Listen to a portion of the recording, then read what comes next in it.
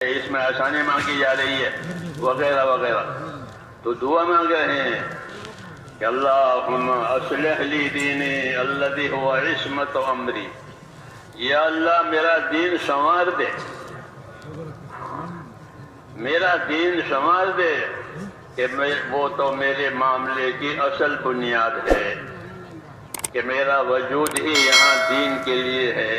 جب پیدا ہوا تھا اذان کہی تھی، اور جب مرنے لگا تو کلمہ یاد دلایا تھا کہ اپنے مرنے والے کو کلمہ یاد دلاؤ حدیثوں میں، تو جب پیدا ہوا تو اذان دی تھی، پر مرنے لگا تو کلمہ، تو دونوں دائیں بائیں دونوں ایک ہی چیز ہے۔ یہ علامت ہے کہ اس کو اسے خاص کام کے لیے یعنی دین کے لیے پیدا کیا تھا۔ تو وجود ہمارا میرے دوستوں اس دنیا میں یہ دین کے لیے ہے۔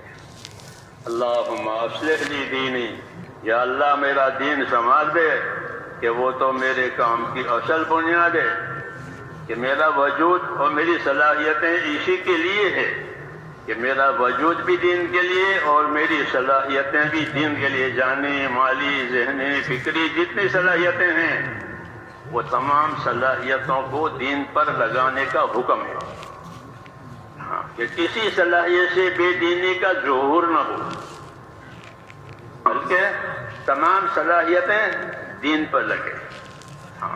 ادخلوا فی السلم کافہ، اپنے دین میں پورے داخل ہو جاؤ، ایک ٹانگ باہر ایک ٹانگ اندر، ایسا پورے۔ ادخلوا فی السلم کافہ، اپنے دین میں پورے آ جاؤ۔ تو اس لیے حضور دعا مانگ رہے ہیں کہ اللہ میرا دین سنوار دے، کہ وہ تو میری اصل بنیاد ہے۔ دین کے سنوارنے کا کیا مطلب ہے؟ دین کے سنوارنے کا ایک مطلب یہ ہے کہ دین کے بارے میں جو یقین ہونا چاہیے وہ یقین اندر پیدا ہو جاتا ہے، کہ بغیر دین کے کوئی بھی کامیاب نہیں ہوگا۔ یہ پکی بات ہے، یہ پکی بات ہے کہ بغیر دین کے کوئی طبقہ انسانوں کا کامیاب نہیں ہوگا، نہ تاجروں کا، نہ مزدوروں کا، نہ حاکموں کا، کوئی نہیں۔ یہ اپنی جگہ رہے طبقے، لیکن ان سب کی کامیابی کا مدار اللہ نے ان کے دین پر رکھا ہے۔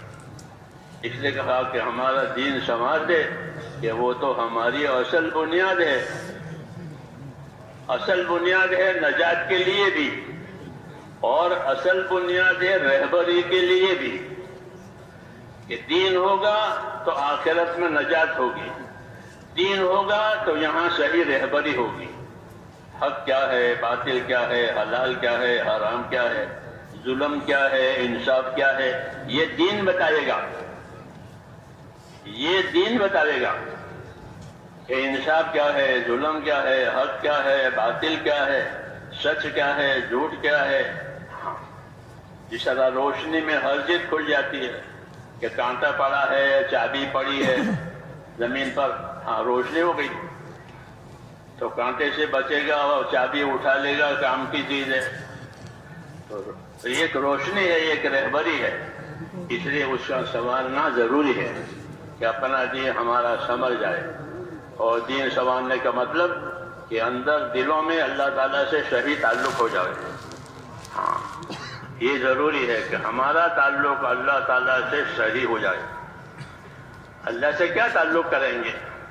اس کا تو کوئی رشتہ دار نہیں ہے، اس کے برابر کوئی نہیں ہے، کہ اللہ سے تعلق عبادت اور بندگی کا ہے۔ یہی تعلق اللہ نے ہمارے درمیان میں پھیلایا ہے، تم سب میرے بندے ہو، جنات اور انسان اور ملائکہ یہ سب اللہ کے بندے ہیں، تو بندگی والا تعلق اللہ تعالیٰ نے دیا ہے، اور دین اسی کی رہبری کرے گا کہ اللہ کی بندگی اور اللہ کی عبادت کیسے صحیح ہو جائے، کیسے بندہ بن کر زندگی گزرے، اس کی رہبری دین کرے گا کہ بندہ بن کر زندگی گزارو۔ کہ بندہ بن کر زندگی گزارنے کا کیا مطلب ہے؟ کہ بندہ بن کر زندگی گزارنے کا مطلب یہ ہے کہ اللہ کے ساتھ ایمان اور اخلاص سے رہو۔ اللہ سے کیسے رہو گے؟ کہ اللہ کے ساتھ ایمان سے اور اخلاص سے رہیں، کہ اللہ پر ہمارا ایمان ہے، کہ اللہ ہی وہ ذات ہے جو عبادت کے لائق ہے، اس سے سوا کوئی عبادت کے لائق نہیں۔ اللہ ہی وہ ذات ہے کہ جو ہر ضرورت کو پوری کرنے والا، ہر نفع نقصان کا وہ مالک ہے۔ ہاں، ہر حال میں وہ اپنی قدرت سے سب کچھ کرنے والا ہے، اس کی قدرت سے سب کچھ ہوگا۔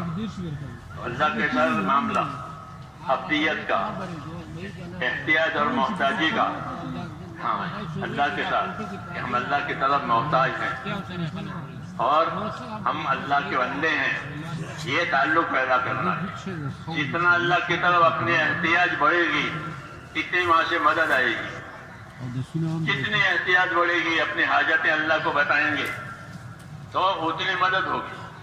جی ہاں، اللہ کو یہ پسند ہے کہ بندے اس کے سامنے اپنی حاجتیں پیش کریں، اس سے مانگیں، اس سے امیدوار رہیں، اس کے ساتھ اچھا گمان کریں، اس سے نا امید نہ ہوئیں۔ یہ سب ہدایتیں اللہ تبارک و تعالیٰ سے ہم کو دی گئی تاکہ ہمارا تعلق اللہ تعالیٰ سے صحیح ہو جائے۔ اور اللہ نے ایک بڑی بات ہم کو یہ سنائی کہ میں بندے کے ساتھ وہ معاملہ کروں گا جیسا وہ میرے ساتھ گمان کرے گا۔ تو کتنا آسان ہو گیا۔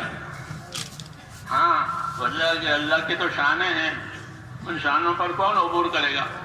تو کہا میرے ساتھ جیسا گمان کرے گا ویسا معاملہ کروں گا۔ ہاں، انا عند ظن عبدی بی، حدیث شریف میں بندے کے ساتھ گمان کے مطابق معاملہ۔ ایسا گمان یہ ہے کہ اللہ میری مدد کرے گا، اللہ میری دعا قبول کرے گا، اللہ میری مشکل آسان کرے گا تو وہ ہوگی۔ اور یہ کہ اللہ ہم تو بندے ہیں، گنہگار ہیں، ہماری کون سنے گا؟ کہ نہ، اسی بات نہیں، غلط بات ہے۔ ابشروا واملوا ما یسرکم، ہدایت دی ہے، بشارت لو، خوش رہو اور اللہ سے امیدوار رہو، ایسے امیدوار رہو کہ اللہ تمہیں خوش کر دے گا۔ اللہ سے امیدوار رہو، اللہ تمہیں خوش کر دے گا۔ ابشروا واملوا ما یسرکم، جو تمہاری خوشی ہے وہ تمہارے پاس آئے گی، تمہیں خوشی حاصل ہو جائے گی۔ اللہ سے امیدوار رہو۔ ہاں، کوئی دوسرا نہیں ہے جو امیدیں پوری کرے۔ ہاں، اللہ کی وہ ذات ہے جو امیدیں پیدا بھی کرتی ہے دلوں میں اور امیدیں پوری بھی کرتی ہے۔ اس لیے تعلیم دی ہے کہ اپنا اللہ کے ساتھ تعلق صحیح کرو، یقین کا، خوف کا، اچھے گمان کا اور اطاعت کا۔ یہ اس کے عوامل ہیں۔ اللہ سے صحیح تعلق ہے کہ اللہ تعالیٰ کا خوف بھی ہو، اللہ تعالیٰ کا خوف ہو، کہ اللہ تعالیٰ کا خوف کہ اس میں بڑی خیر ہے۔